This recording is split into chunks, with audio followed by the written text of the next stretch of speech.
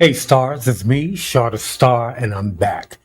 Listen, first off, I'm starting off with some spring water infused with fruit, strawberries, blueberries, lemons.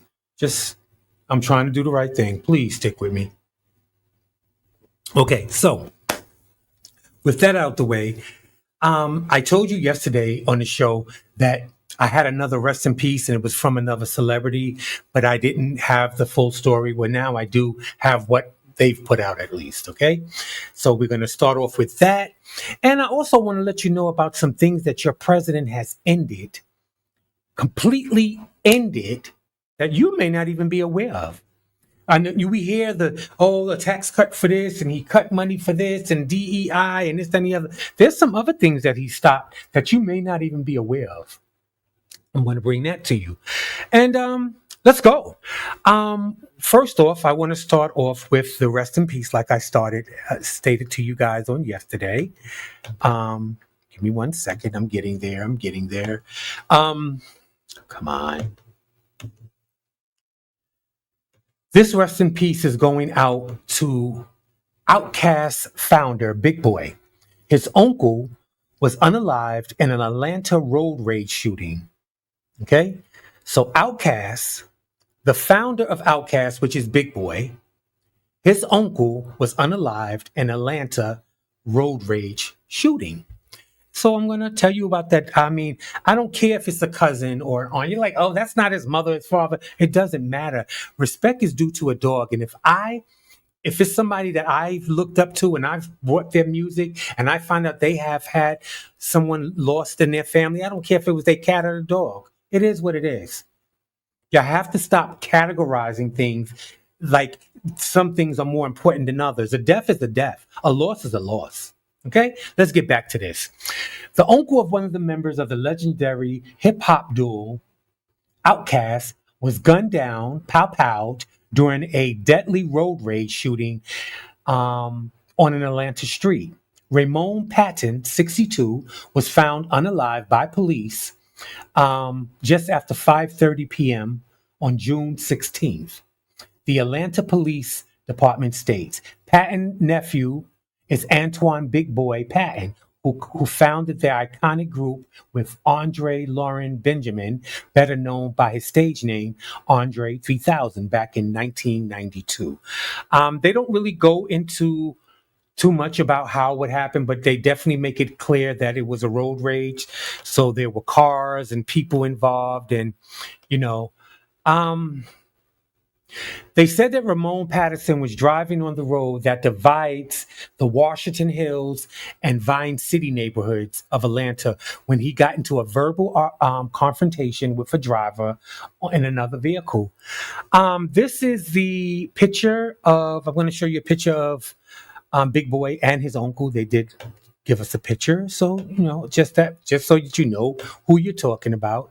Um, Here we go. This is, of course, Big Boy, and this is his uncle Ramon Patton, who was 61, I believe it was, or 51. I'm not even sure. Nevertheless, I want to send rest in peace to him. I want to send rest in peace to Big Boy and his family. Again, I want to bring you things that you normally wouldn't hear about.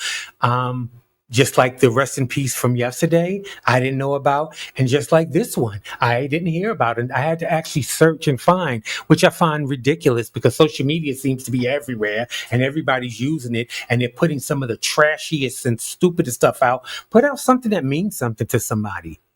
Wishing somebody that we grew up with, listening to their music and going to their concert, and we find out that they have a loss.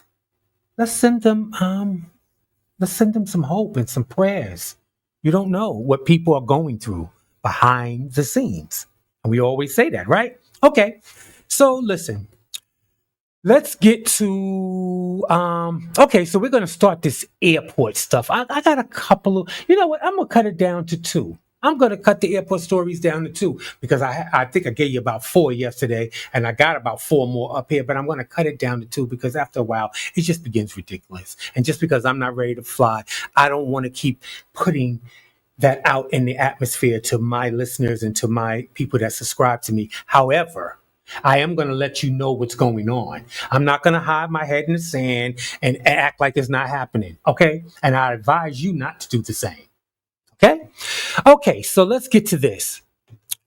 Um, it says the headline for this one is, and then I'm going to tell you the story, right? It says, man dies after being sucked into a jet engine. Yeah. Man dies after being sucked into a jet engine. No shade, but that'll do it. A dab will do ya. But this scene, after reading the story, is not a lot that I have to report about it. I just wanted you to know that it happened. And this happened in Italy. This happened at the international airport in Milan. It says a man in Italy passed away on Tuesday after being sucked into a jet engine at Milan airport. The man, who was not yet identified, was not an employee or a passenger. Keep that in mind. According to the company that operates the airport, investigators are still working to piece things together. But however, they do have video of him either climbing a fence or cutting his way through a fence to get to the tarmac, which is the taxiway, what they consider the taxiway where the planes are, they're running and they're waiting for, you're sitting taxi and waiting to take off. Where he approached a stationary commercial aircraft with engines running before he was sucked into the engine and unalived. They think that this was done purposely. They tend to think that this just was a self-inflicted unaliving. And I don't know. I don't know anything about it. I know that he climbed. He could have walked into the airport, just stepped in front of the sensors, and the doors would have opened, and he could have walked in. But I know that they have video from what they're saying, that he allegedly climbed the fence or cut his way through a fence. So the taxiway and the runway was where he wanted to be. So again, I don't know who he is. They're not saying who he is, but for someone to do something like that, and I'm not saying because it's horrible the way he did it. No, it's horrible that he did it. But it also, you have to take into, there's other ways that things happen. And what were you thinking? What were you going through here that made you want to go to an airport? He wasn't a passenger and he wasn't an employee. So he went to the airport because no one lives at the airport. Okay. So he made a conscious decision to go to the airport and allegedly end his own life in that manner. Yeah. Mental illness is definitely real. Okay. So we're going to stay right here at, let's see. We're going to stay right here in the aviation field. Yeah, I bet you didn't know this one, because I didn't know this one. And they seem to, like, there's something pretty much, and I'm just okay, allegedly, every day or every other day, something's going on with the plane, right? Okay. So get into this. A Delta Boeing 737-900 has lost part of the wing flap during approach to Raleigh-Durham Airport. The wing flap, that's the thing that slows the plane down. You start seeing them hit the flaps. I mean, I've watched enough plane movies and things, and I actually know a pilot or two. And I know the flaps are used to slow the aircraft down. So, which means it's needed. Okay. I don't know where you're going without your flaps. Okay, so what happened was, I'm going to tell you what they said happened, because apparently, from what I'm getting from it, and please correct me if you found out later, the pilots wasn't even aware that they lost the wing flap until they needed the wing flap as slowing down. Nothing went off to tell them, oh, the wing flap just came off. And the wing flap is not little. A wing flap is the size of a car. May not be as wide as a car, but it's definitely the length of a car. Y'all know with the wing flap, y'all see it come up out of the wing, up and down, and it takes up half the wing, but that's the wing flap. They lost it. Well, the plane lost it. And that's what I've been telling you guys. The flying, it's like they don't even care. They're not maintaining this aircraft. They're not doing anything. Okay.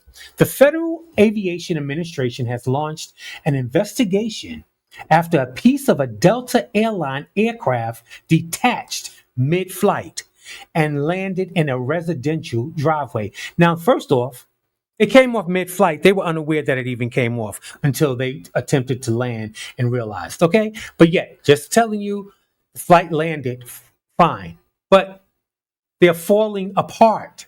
The planes are falling apart.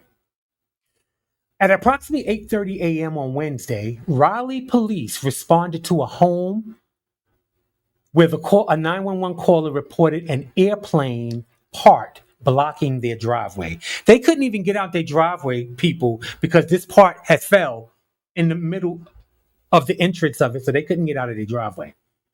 So if they're trying to make you think it's so little and so thin, they could have drove over it or went around it. This is not something, and they show a picture of it, but to see it in person is something different.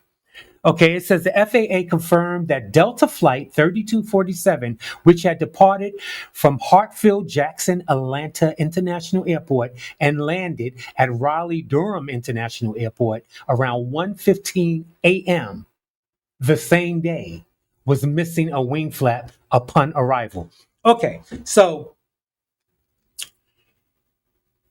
upon arrival, they lost the wing flap.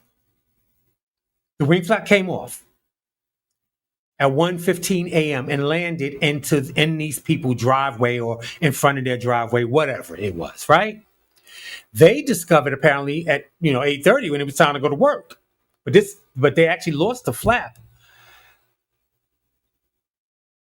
sometime between midnight and 1 o'clock. Because the plane landed at 1:15 is when they realized the flap was gone. You know what? I'm not going to stop telling these stories. Like I said, I don't have to give you a whole 4 or 5 different stories of the same, but y'all know what it is.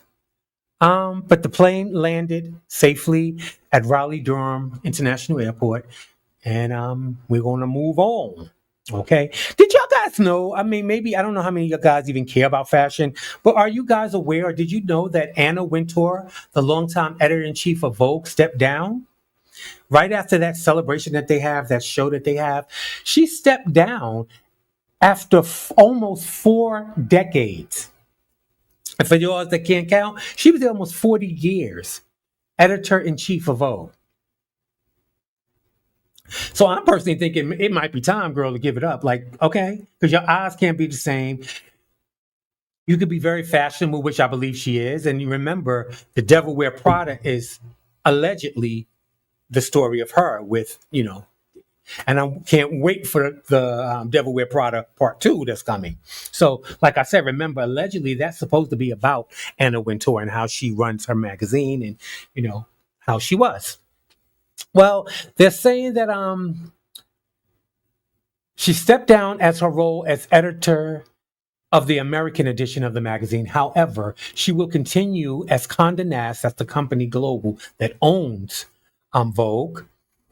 She's going to continue to be Condé Nast's global chief content officer and Vogue's global editorial director. I don't even know what that means because at my point, you step down from being editor of the editor in chief of the magazine. So now you're going down to, now you want to be the Vogue's global editor director and Condé Nast's global chief of content officer. That's just too much. I don't believe nothing. Listen, she gone.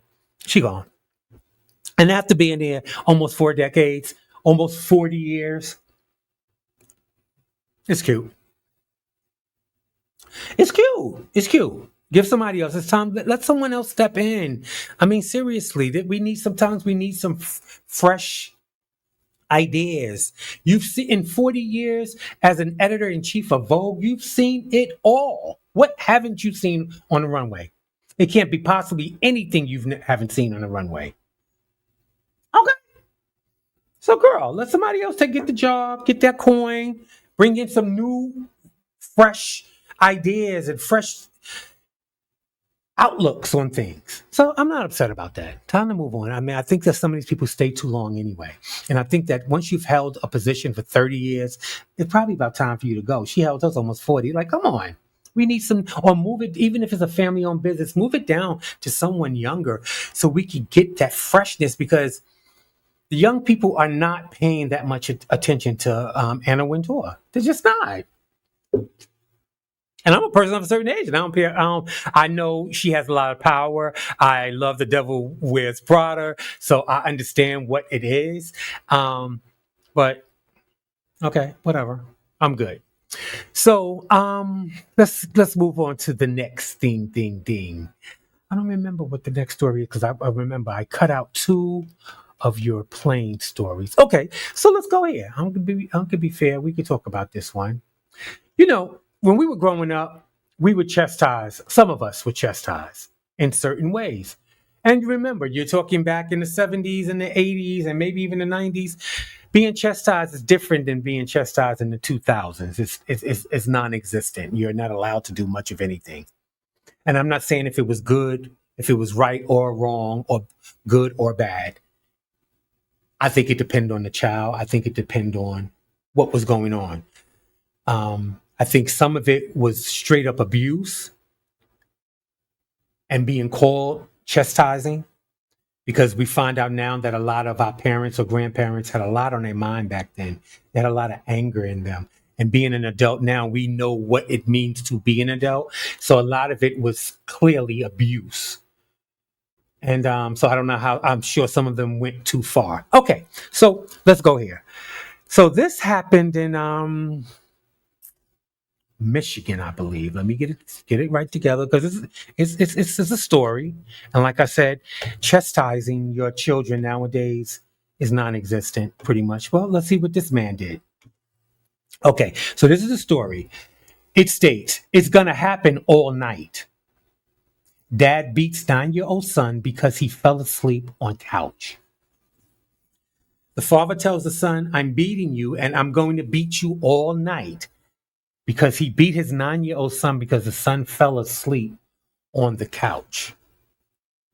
Um, I don't think that I would have gotten a beat, any chastising for that back in my day growing up. I fell asleep on the couch. The most chastising I would have gotten was being woke up. You know, you hate to be woke up in your sleep, woke up to be told to go to bed or something like that. Or my grandmother, or they may just cover you up and leave you there. It depends. Okay.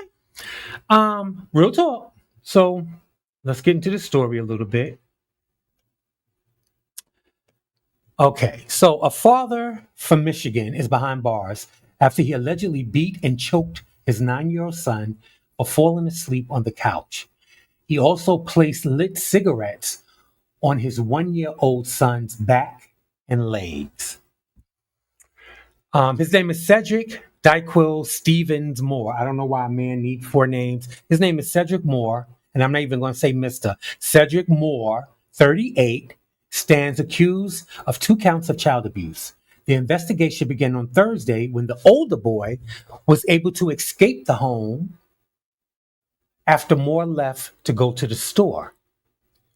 The boy ran to another home, and the homeowner called the police. Okay, that's cool. That's cool.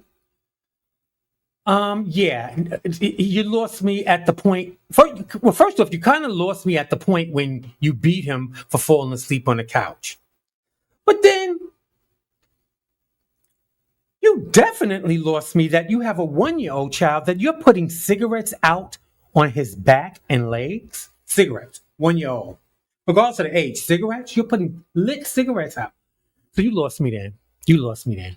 Deputies discovered the boy had severe abrasions to his right eye and around his neck, along with welts on his torso, the press release stated. He told them his father had beaten him with a belt on his face, back, legs, and buttocks, and then hit him with a broom handle before choking him until he lost consciousness. During the alleged assault, Moore allegedly said, "This is going to happen all night. It's going to happen all night," before he left to go to the store. And that's when the boy decided that was enough. If what I'm receiving already is going to go on for the remainder of this evening, I might as well do my best and get out of here when I can now, because you already know what it is. The 9-year-old also said his father became upset when the younger child began crying because he was hungry. Moore allegedly threw the 1-year-old into a crib, and with further inspection of the younger boys revealed that he had killed cigarette burns on his back and legs, so they were healing up.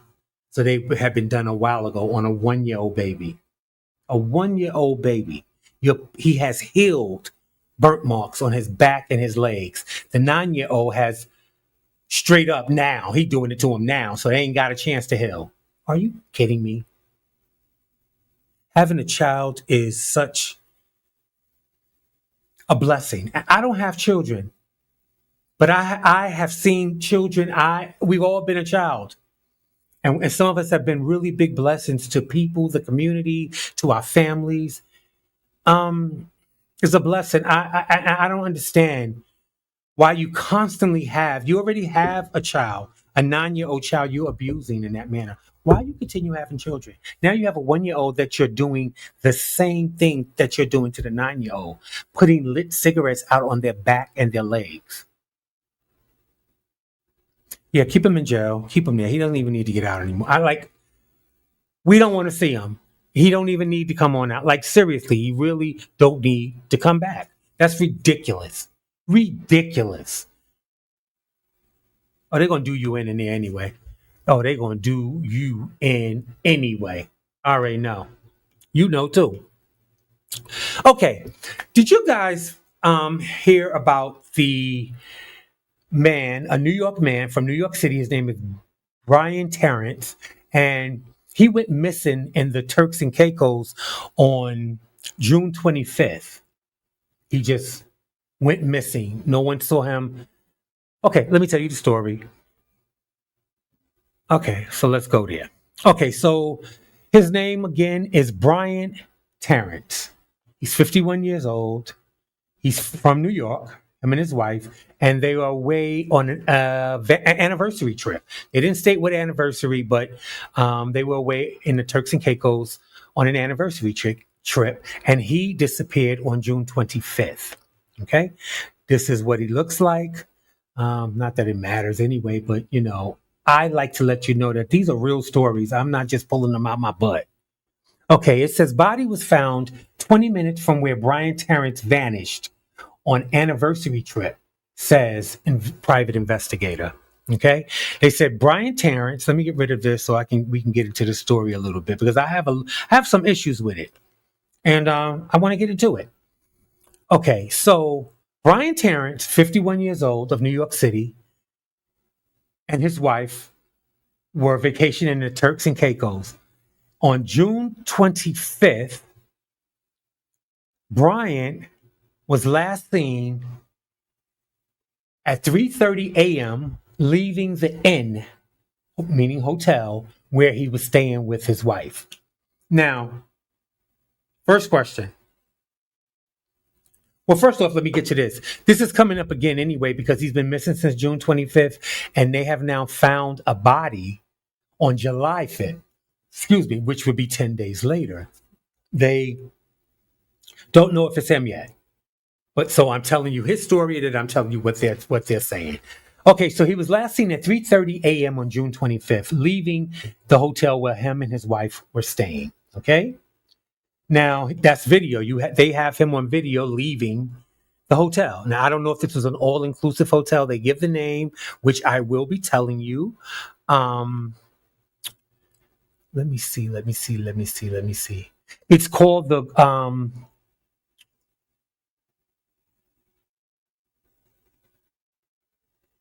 Paradise Inn in Grace Bay.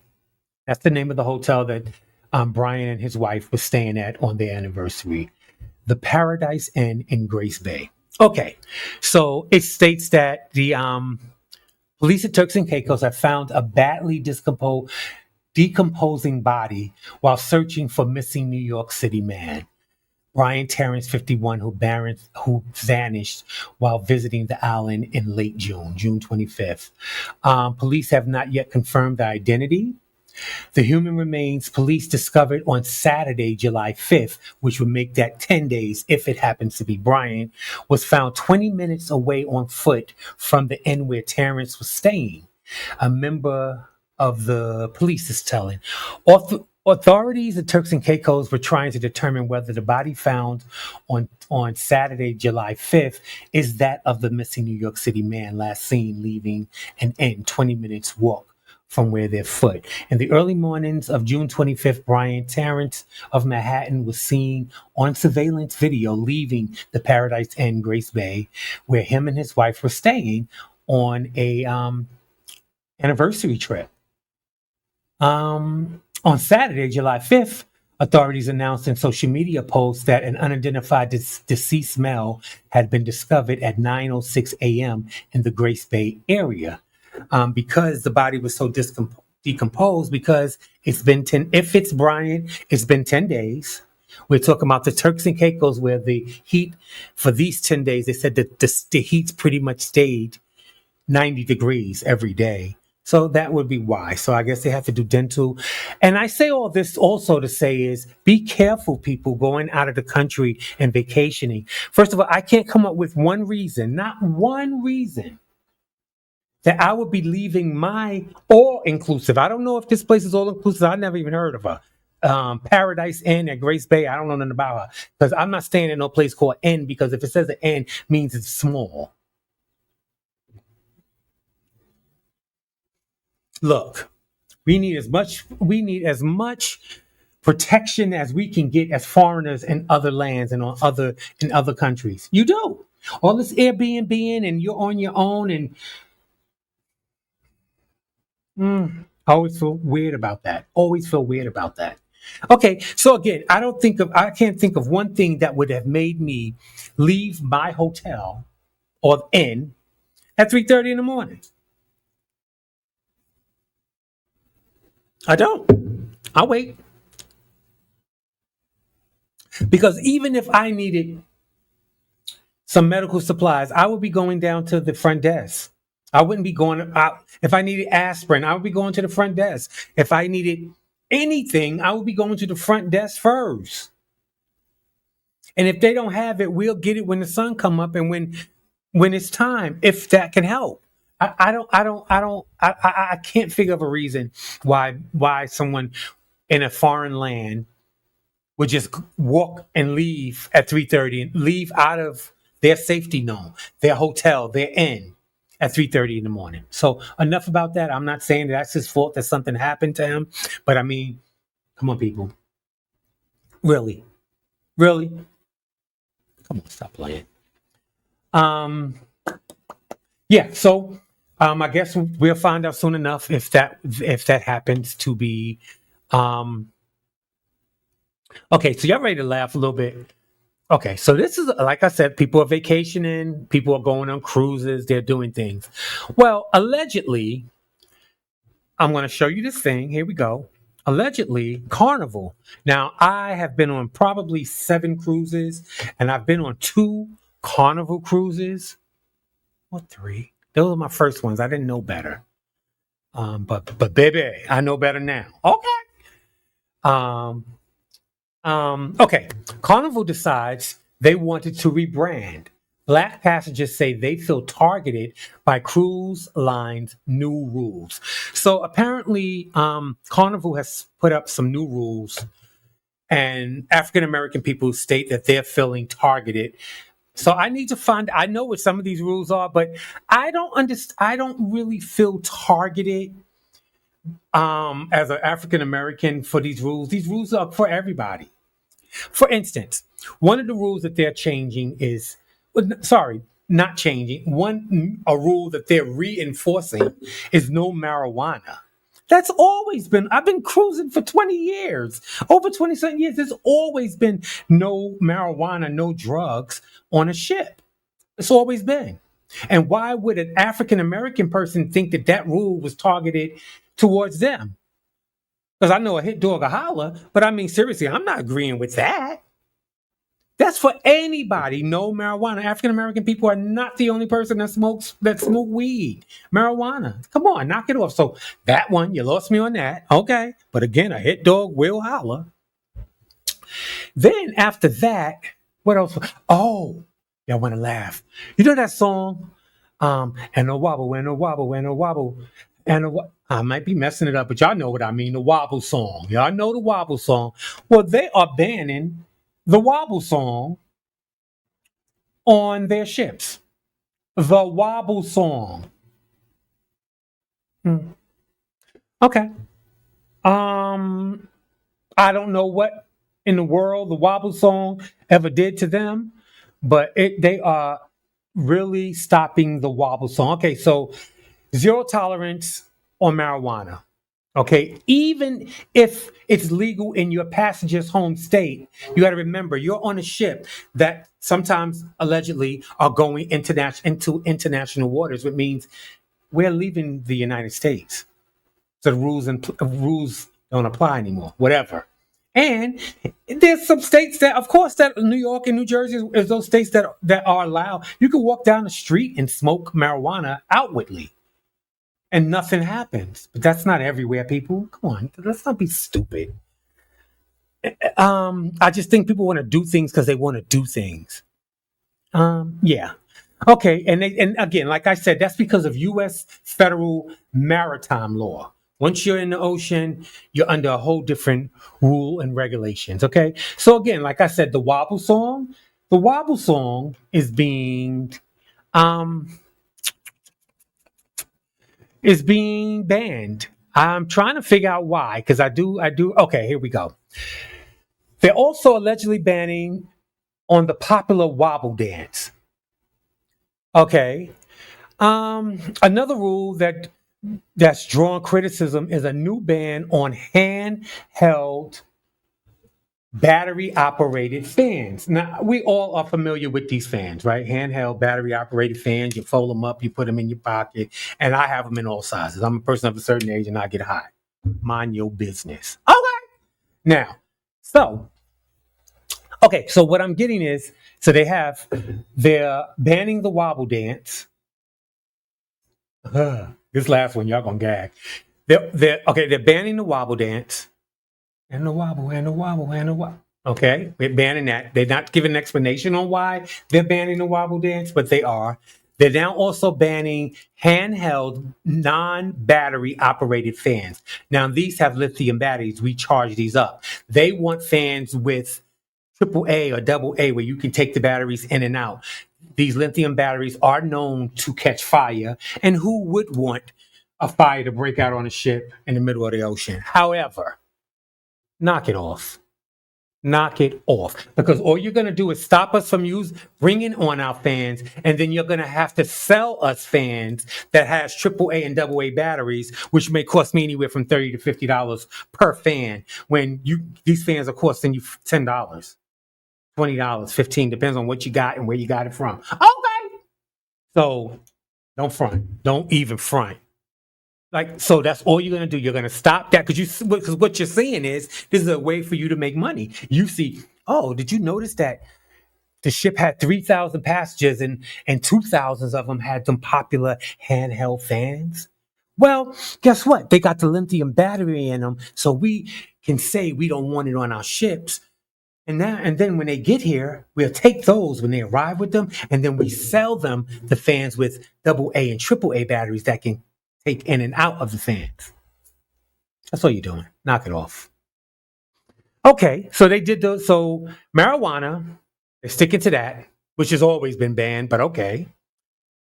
The wobble dance, a dance. Now there's a lot of way more seductive dances out there than the wobble, okay?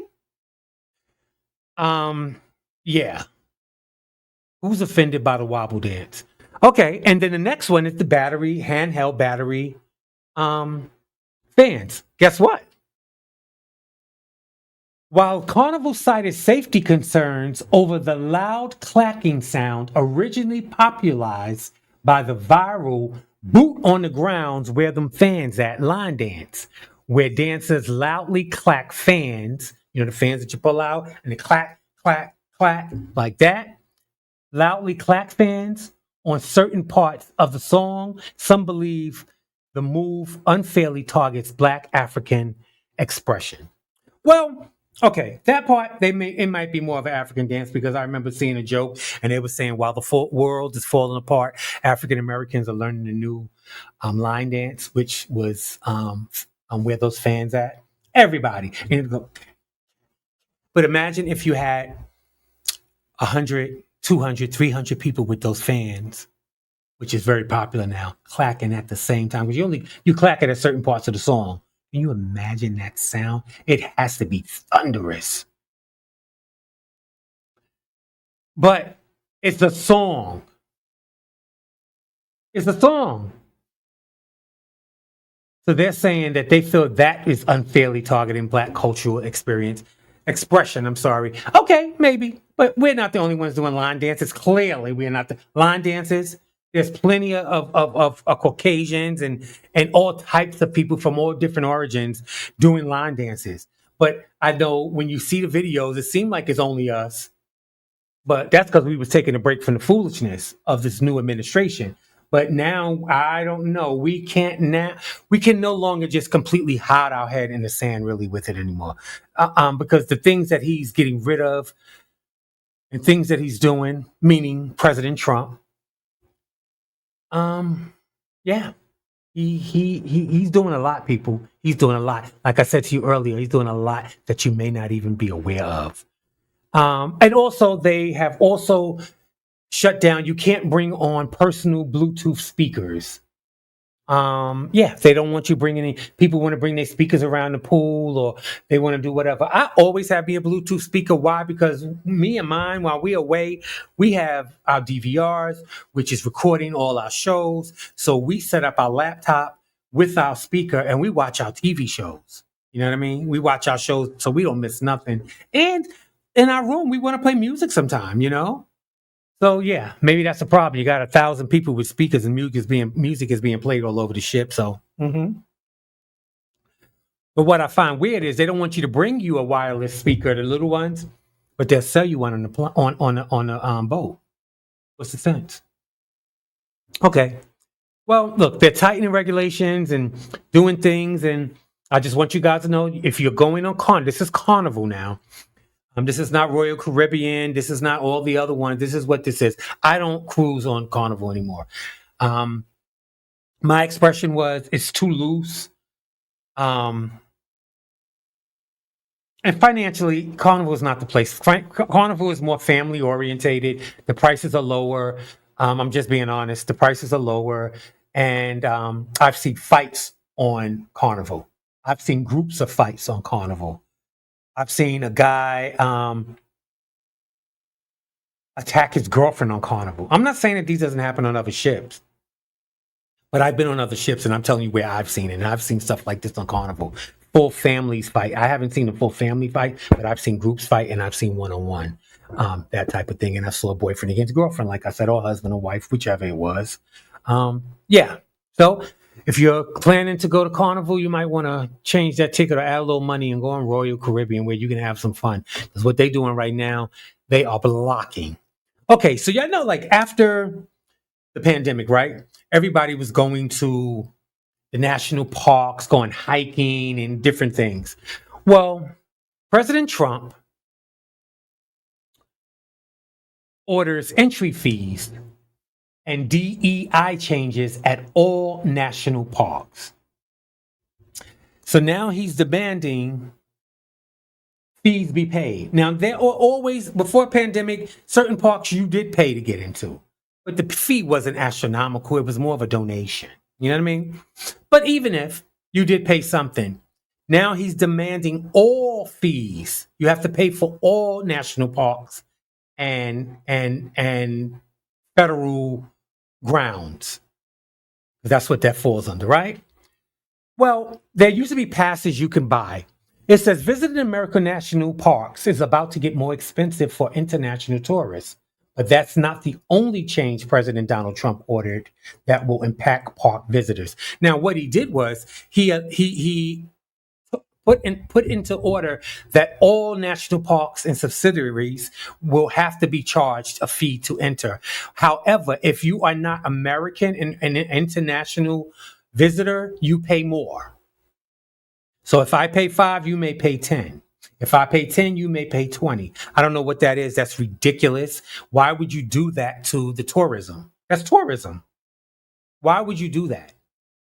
That doesn't make any sense. But again, we're seeing truly who he is. Um, so now you have to pay a fee to enter into entry fee for all national parks. Um, and it says a new executive order calls for changing non-U.S. residents higher fees for park entry and recreational passes. Now they have these passes you used to could buy, and you can go to certain parks, recreational parks, or all of them. But okay, now Mr. Trump is now pushing his own recreational pass. It's a year-long pass. It lasts you a year and you can go to America the Beautiful Pass is what. So he don't want you to buy those other passes. He wants you to pay, and he wants you to pay. He wants you to buy his pass, which is the America the Beautiful Pass, which grants access to public lands across federal agencies. Listen, I know a lot of you guys, y'all like hiking. I know a lot of people that like to go to national parks. I have really personal friends that like that. I don't. However, it doesn't matter if I like it or not. I want you to know what's going on. So now when it's time to, those of you that want to go to these national parks, and not only will you be paying, but if you have friends with you visiting from another country, they'll be paying more. And they say Americans are greedy, money wise. They say we greedy. Well, they say we bigoted food wise too. You let that talk. Okay. Well, since we're here, um, let's stay on Mr. Trump. I ain't gonna kill you to death with that either. I might cut off one or two of these. Are you aware that Mr. Trump, Mr. Donald Trump, Trump's administration freezes $6 billion in funding for after school and summer programs. Now I know the kids just got out of school. You're like, okay, they just got out of school. Okay, so they just got out of school. So they're going to camps and they're going different places, right? Okay. Well, he has frozen $6 billion in funding for summer programs and next year's, well, it'll still be this year when the kids go back to school in September, but next semesters of school for after school. Now, I remember in New York growing up, I never had a summer job, and I'm not saying that I was too good to have a summer job. I just never had a summer job, right? Um, However, people did have summer jobs and they made money, and that's what they did, what the kids did with their summers, if that's what the parents wanted them to do. And it kept them out of the parents' pockets, and it also gave them money to go to back to school shopping. You know what I mean? So you became more responsible, and you're actually making your money. So you're spending your money. You know what I mean? Well, Trump administration freezes billions of dollars, and to be honest with you, it's 6 billion. That's a lot of money. Well, let's get into it because I think, like I said, there's a lot of things he's doing that you guys are not paying attention, or maybe you know and don't care. I have no idea. Daycare providers at school says that Trump administration funding freeze could ruin summer for the low-income American families and jeopardize some after-school programs in the coming year.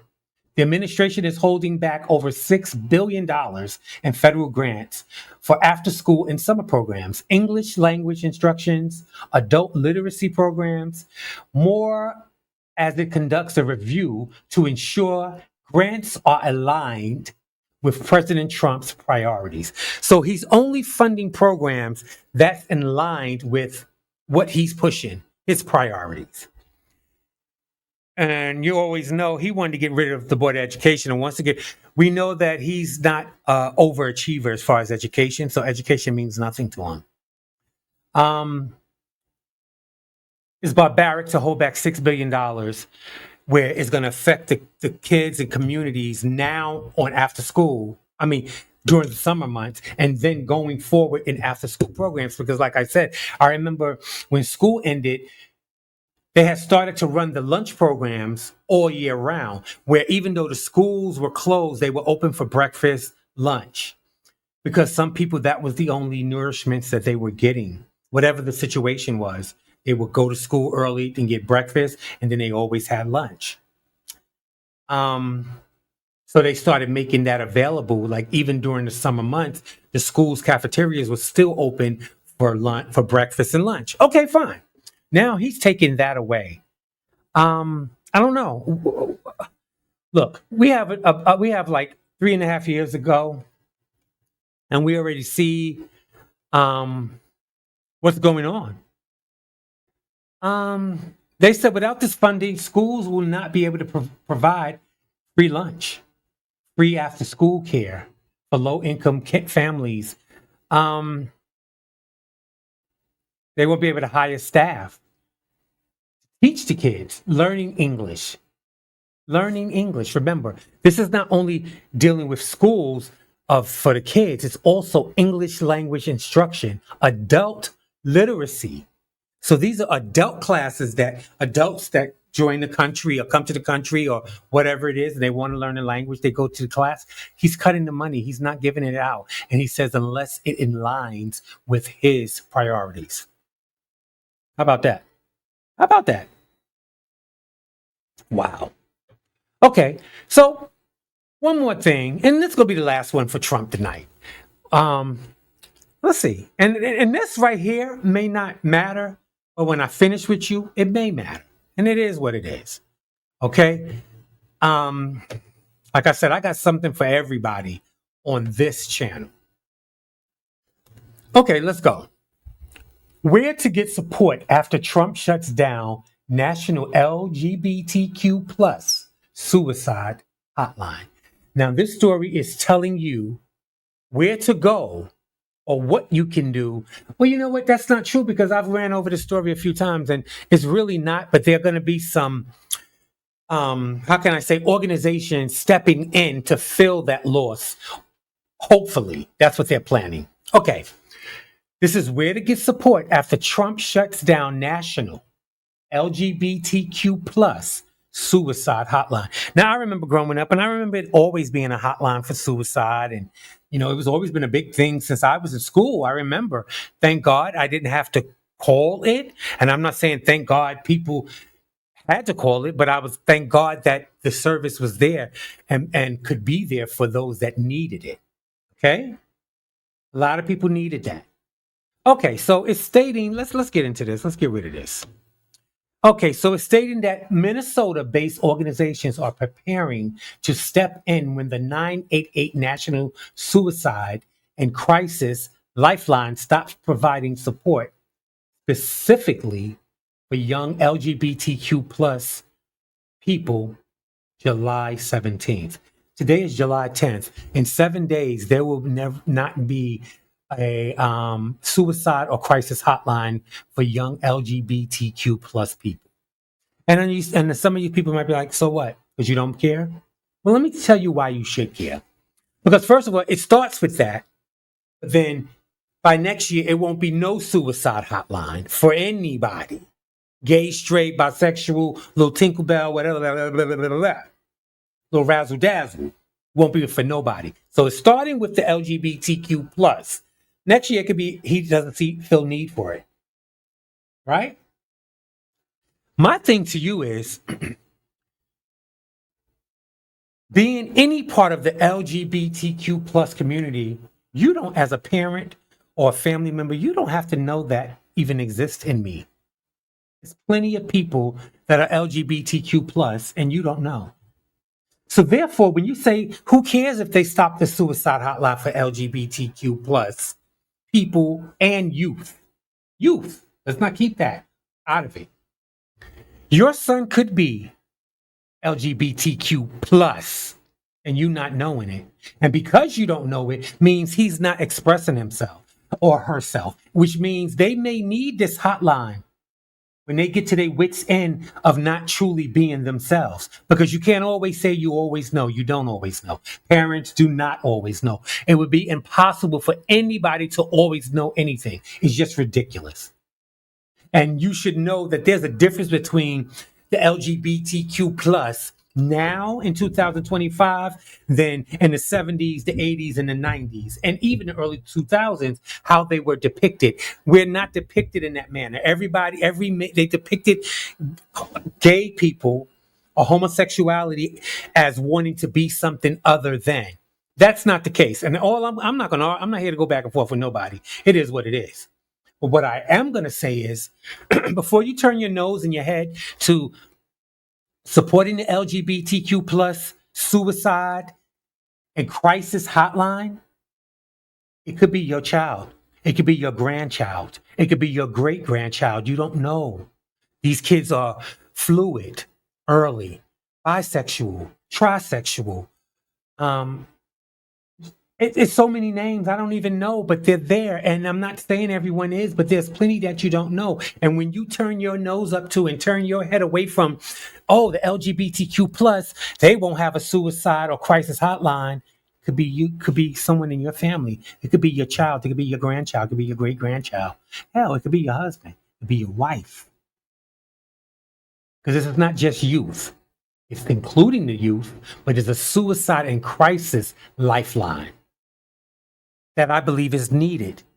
There's a lot of pressures on people. There's a lot of pressures on teenagers. There's a lot of pressures on young people that we didn't necessarily have when we were early teens. We didn't have those pressures. We actually went outside and played.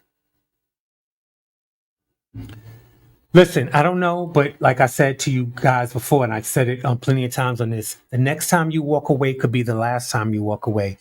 Guys, listen, regardless if you agree or not, learn to love people unconditionally because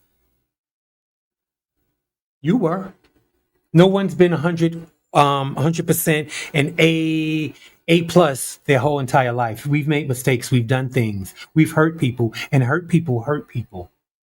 But this right here, him getting rid of the suicide hotline, the suicide and crisis lifeline. So there's one lifeline you call to, because let me tell you how serious it is. It's not a separate number than others. It's one number for the suicide and crisis hotline, right? But then they tell you press 1 if you're female, press 2 if you're male, press 3 if you're LGBTQ plus and youth. So the number's going to stay the same, but right now, option 3 is not going to be allowed. Now, option 3 is what we're seeing allegedly is not going to be. He's cutting it as of July 17th. So you have 7 days. Anybody, seriously, because some people know that they need to do things, but they procrastinate. And seriously, if you feel that you need to talk to someone, I would say do that now, even though it's only going to last for the next 7 days, because that way they're aware of what's happening. They can forward you and push you in another direction to somewhere else that can continue to help you. Like I said, some Minnesota-based organizations are stepping in to cover, but they're only going to be able to do but so much. Okay? I want you guys to know, and like I said, for those of y'all that think that this doesn't apply to you, it could. For those of you that think that it's not important, it is. Okay? Anyway, let's go on. Did y'all guys know? I don't know how many people are actually familiar with Black Chyna. I mean, most people have known Black Chyna, who she is anyway, right? Okay, so I'm going to bring up her picture. She had got engaged. I watched her actually get engaged some months ago. And I want to show you who I'm talking about. She's lost a lot of weight. She no longer has some implants or all that stuff. She had the silicone, allegedly, whatever it was, because I'm not quite sure what it was. She had it taken out of her body. She's living for God now. Her boyfriend and fiance at the time, Derek Milano, he's a very well-known producer. And this is them. And it says Black Chyna and Derek Milano ends engagement after 2 years together. the right path for both of us is what they're putting out and stating, right? So of course, like I said, we know who little China, Black China is, and she doesn't even actually use the name Black China anymore, but because that's what people know her as, I will. But this is her and her former fiance. Okay, so let's get out of here and let's get into it a little bit. I mean, and then what I say is she's turned her life over to God, and I think she was on Love and Hip Hop. Yeah, she was. She was her and him was on Love and Hip Hop. I don't remember which one. I don't remember if it was Miami or if it was it Atlanta. I'm not sure. I think it was Miami though, allegedly. Um, okay, so and you saw the difference of how because he's a music producer and she was actually coming out with some music or something, but the music that they had started on the path, she hadn't given herself to God, as she said. She hadn't really stepped into her religion at the time. So some of those songs, or most of those songs that she did, she no longer want to put them on wax, so she don't want them released because that's not who she is any longer, right? So they showed them in the studio and her trying to change up certain things, and it just wasn't working, kind of because it was giving it was giving Black China, and she's really no longer Black China. She's Angela White. That's her original government name, and that's what she goes by. So we all know her as Black China, but her government name is Angela White. It says the 37-year-old rapper, who now goes by her birth name, Angela White, announced the news on her Instagram story on Thursday, July 3rd. After much prayer and reflection, Derek and I have decided to call off the engagement. We love each other deeply and are good friends, but we both believe that God guidance has shown us that this is the right path for both of us. As we each continue our journey, she continued, may we find peace and fulfillment in his divine will. Okay, great. All of that sounds great. And that sounds like how she's talking now. Sounds great. And I do know growing up religiously, you do need to be evenly yoked. And if you go back to my couple video of me and mine back on February on Valentine's Day, you have to be evenly yoked, guys, because what I'm saying, when I watched her, I believe it was Miami, her and this her producer, fiance, he seems like a very nice guy. However, he wasn't producing gospel music. He was producing really raunchy, whatever it was. Well, she would consider it raunchy, allegedly, at this point. You know what I mean? And being a record producer, you're in the studios all night with sometimes your artists are women, sometimes your artists are. It's not a life for a woman that's trying to go through the path of righteousness and religion to have a man in that manner. It's not going to work. They're not evenly yoked, and it's not going to work. And that's just what it is. I wish them both luck. He's like I said, he seemed to be a nice guy. He seemed to really love her, and she is going on her own path. Listen, guys, I want you guys to be intentional. I want you to love and check on your strong friends, the ones you think don't need checking on. Please do. There's a lot going on.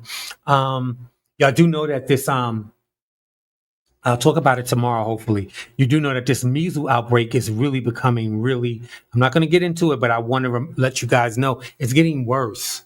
And we have reports of it in New York and New Jersey. Okay. I love you guys. I want you to be intentional. I want you to love your family, love your friends. And until next time, be good.